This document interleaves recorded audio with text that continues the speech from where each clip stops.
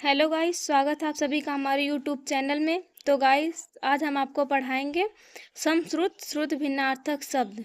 तो अगर आप लोगों को हमारी वीडियो अच्छी लगे तो प्लीज़ लाइक शेयर सब्सक्राइब जरूर करिएगा। पहले जानिए आप लोग समश्रुत भिन्नार्थक शब्द कहते किसे हैं। तो मतलब दो शब्द बोलने में एक समान हो पर उनके अर्थ अलग अलग हो, वो आपका समश्रुत श्रुत भिन्नार्थक शब्द कहलाता है।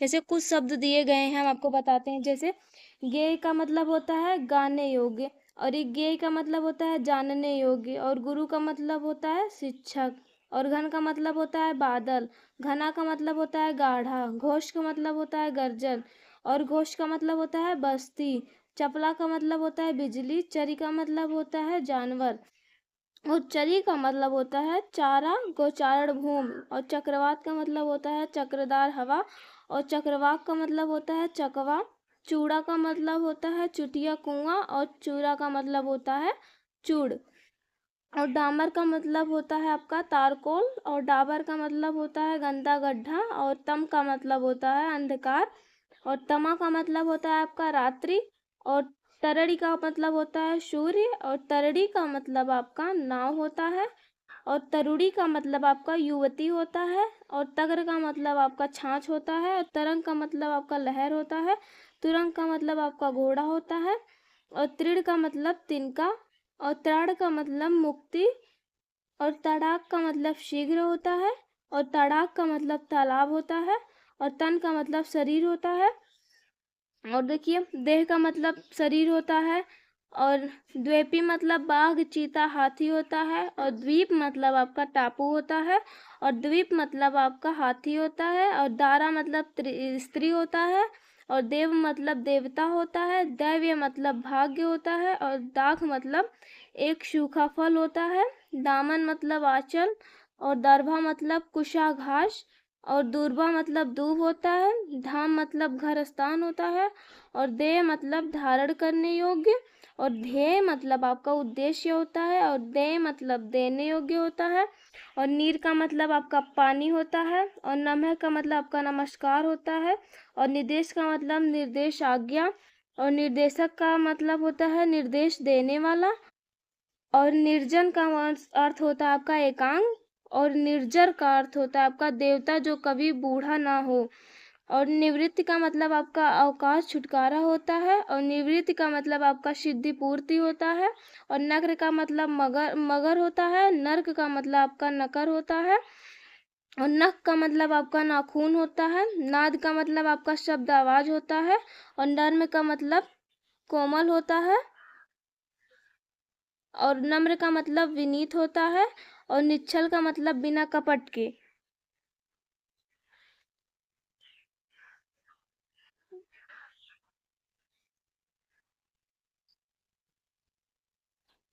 और देखिए, आपका चतुष्पद का मतलब आपका चौराहा होता है, और चतुष्पद का मतलब आपका चार पैरों वाला होता है, और छगड़ी का अर्थ आपका बकरी होता है, और छगड़ी का अर्थ आपका बैलगाड़ी होता है, छाग का अर्थ आपका बकरा होता है, और छाग का मतलब यहाँ पर तृप्ति नशा है, और छाछ का मतलब मट्ठा है, और जलद का मतलब कमल है, जलद का मतलब बादल है, और जलधि जलधि का अर्थ आपका समुद्र होता है, और जघन का अर्थ आपका जंघा होता है, और जघन्य का अर्थ आपका बहुत बुरा होता है, जर का मतलब जरा विनाश होता है, और जरा का मतलब आपका वृद्धावस्था होता है, और तड़ाक मतलब तालाब होता है, तन मतलब शरीर होता है, तनु मतलब पतला होता है, और तनु मतलब पुत्र होता है आपका, तरी मतलब नाव होती है, और तरी मतलब आपकी ठंडक होती है, और तुंद का मतलब पेट होता है, और टुंड का मतलब चोंच मुख होता है, तप्त तप्त का अर्थ आपका गर्म होता है, और तृप्त का अर्थ आपका संतुष्ट होता है, तर का अर्थ आपका गीला होता है, और तरु का अर्थ आपका पेड़ होता है, और थका का अर्थ होता है क्लांत शिथिल होता है, और थक्का का अर्थ आपका कतरा लोदा होता है, और दस्यु का अर्थ आपका डाकू होता है, और दिन का अर्थ आपका दिवस होता है। और यहाँ पर देखिए, देह का मतलब आपका देने योग्य होता है, और धड़ी का अर्थ आपका पति होता है, धरा का अर्थ आपका पृथ्वी होता है, और धारा का अर्थ आपका यहाँ प्रवाह होता है, और धान्य का अर्थ आपका यहाँ अनाज होता है, और नांदी का अर्थ आपका यहाँ मंगलाचरण होता है। नद का अर्थ आपका यहाँ नदी होती है। और नहर का अर्थ आपका जलवाहिनी होता है। और नाहर का अर्थ आपका सिंह होता है। और नियत का अर्थ आपका निश्चित होता है। और नियत का अर्थ आपका मन की इच्छा होती है। और देखिए नीरज का अर्थ आपका कमल होता है। नीरद का अर्थ आपका बादल होता है। नकल का अर्थ आपका अनुकरण होता है। यहाँ देखिए निश्चल का अर्थ होता है बिना कपट के। और निश्चल का अर्थ होता है जो चल ना सके। और पंख का मतलब होता है कीचड़। पथ का मतलब होता है रास्ता। और पथ्य का मतलब होता है रोगी के लिए खाने योग्य भोजन। और पायस का मतलब खीर होता है। परा का मतलब ब्रह्मविद्या होता है। और परीक्षा का मतलब इम्तिहान जांच होती है। और परीक्षा का अर्थ आपका कीचड़ गीली मिट्टी होती है। पट का अर्थ आपका वस्त्र होता है। और पट का अर्थ आपकी तख्ती होती है। और देखिए आप यहाँ पर जर का मतलब आपका दौलत सोना होता है। और जरा का मतलब थोड़ा होता है। और जठर का मतलब पेट होता है। और जठर का मतलब बूढ़ा होता है। जुआ का मतलब बैलों के कंधे की लकड़ी होती है। और जुआ का मतलब होता है धूत खेल। और जुआ का मतलब होता है युवा तरुण।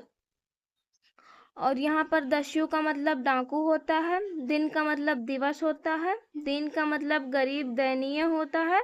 और दंश का मतलब आपका डंक होता है। और दंश का आपका चुभन होता है। और दशन का आपका दांत होता है। और एक दशन का आपका छहनाश होता है। और दूध का आपका संदेशवाहक होता है। और दयूत का आपका जुआ होता है। और दह का आपका गंभीर बड़ा तालाब। और यहाँ पर नकल का आपका अनुकरण होता है। नकुल का आपका नेवला होता है। निशाचर का आपका राक्षस चोर उल्लू होता है। और निशाकर का आपका चंद्रमा होता है। और निर्वात का आपका निंदा भ्रांति अफवाह होता है। और निशामुख का आपका गोधुल वेला होता है। और निशामृग का मतलब गीदड़ होता है आपका। नीड का मतलब घोंसला होता है।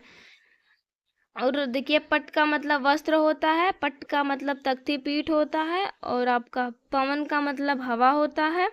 और पावन का मतलब आपका पवित्र होता है। और परिमाण का मतलब मात्रा या तौलना होता है। और परिणाम का अर्थ आपका नतीजा होता है। और परिधान का अर्थ आपका वस्त्र होता है। और परुष का अर्थ आपका कठोर होता है। और पुरुष का अर्थ आपका आदमी होता है। और परिचालक का अर्थ आपका बश का जो होता है। तो गाइस ये रही हमारी वीडियो। उम्मीद करते हैं आप लोगों को ज़रूर पसंद आई होगी और समझ में भी आया होगा। तो गाइस हम आप लोगों को समश्रुत भिन्नार्थक शब्द अपने भाषा में समझाए हैं। और आप लोगों को अगर हमारी वीडियो अच्छी लगी हो तो प्लीज़ लाइक शेयर सब्सक्राइब जरूर करिएगा। और कमेंट करके ज़रूर बताइएगा कि हमारी वीडियो कैसी थी। धन्यवाद।